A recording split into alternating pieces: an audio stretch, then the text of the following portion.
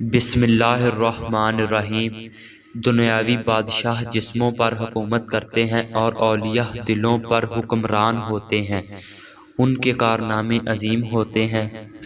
قرآن پاک میں ہے کہ بری چیز برے کے لیے ہے، اچھی چیز اچھے کے لیے۔ خبیثوں کو انبیاء کی عمدہ نصیحتیں اچھی نہیں لگتی کیونکہ وہ وحی کا عطر ان کے دماغ کے موافق نہیں آتا۔ نیک نامی ایک ایسی شے ہے جو نہ مرنے والی ہے۔ اس بندے کے نصیب میں بدبختی ہے جو اپنے پیچھے اپنے برے اعمال کو چھوڑ جاتا ہے۔ ایسے بندے کی موت سے جان نہیں چھوٹے گی جو اپنے پیچھے ایسا کام چھوڑ جائے جس سے گناہوں میں اضافہ ہوتا ہے۔ میری ایک بات اپنے ذہن میں رکھو کہ روح کے سمندر میں خود تیرنے کی کوشش فضول اور بیکار ہے۔ روح کے سمندر میں نوح والی کشتی کی ضرورت ہے۔ وہ بندہ بخیل ہے جو دعا میں آہوازی نہیں کرتا۔ اے اللہ، ہمارا مانگنا بھی تیری مہربانی کی وجہ سے ہے، کیونکہ تیری رحمت نہ ہو ہم رجوع ہی نہیں کر سکتے۔ اے خدا، روح کو وہ مقام دکھا دے جس میں بغیر حرف کے کلام ہوتا ہے تاکہ پاک روح عالم غیب کے میدان کی جانب سر کے بل جائے۔ سخاوت فقیروں کو اس طرح ڈھونڈتی ہے جیسے حسین لوگ آئینے کو تلاش کرتے ہیں۔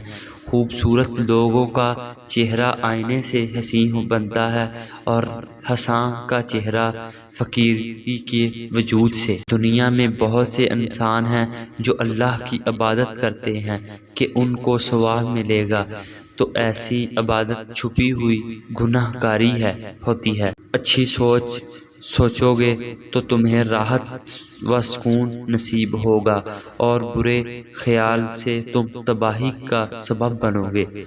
بلی جس گھر میں بچے پیدا کر دے تو سمجھ جاؤ اس گھر میں بہت جلد رزق کی فراوانی ہوگی اور کبھی رزق تنگ نہیں ہوگا۔ اے انسان، تو پانی کی تلاش میں سستی مت کر، کوشش کرتا رہ۔ وہ وقت آ جائے گا کہ تو دیکھ لے کہ بہار تیرے دامن میں آ چکی ہے۔ اگر تم اللہ سے رابطہ نہیں کر سکتے، کسی اللہ والے سے رابطہ کرو اور اس کا دامن تھام لے، کیونکہ ولی اللہ کے ہاتھ کو اللہ کی دستگیری حاصل ہے۔ گفتگو سے سمجھ بوجھ میں اضافہ ہوتا ہے، لیکن خاموشی اور تنہائی میں رہ کر لوگ عظیم ذہین بنتے ہیں۔ اگر ویڈیو پسند آئی ہو لائک کیجئے، کمنٹ کیجئے اور سبسکرائب کیجئے اور بیل آئیکن کو دبانا مت بھولیے۔ خدا حافظ۔